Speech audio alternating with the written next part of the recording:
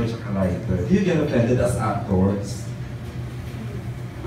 Ito gusto mo din siya ilaban, okay ka, tapos nasunod sila. Ako siguro pag kunwari kaya akong di comfortable na line or Okay. kung kailangan ko ba sabihin, ikaw-consult ko si Ate Carbs or si Direk. Tapos, minsan, i-explain nila kung ba't kailangan yun. Tapos, pag, of course, di ka naman ma-often, lalo ko na-explain kung bakit nga sa nagkagaling.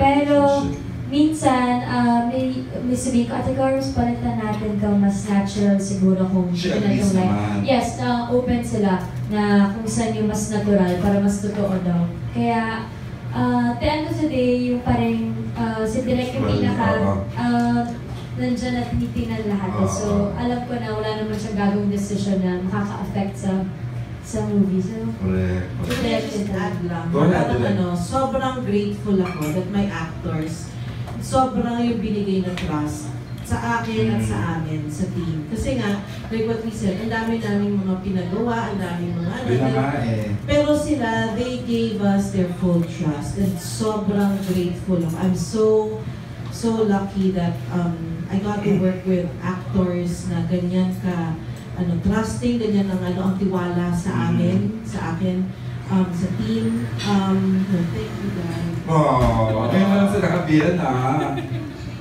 Nice. Dito tayo Yes, a quick follow-up. Go ahead.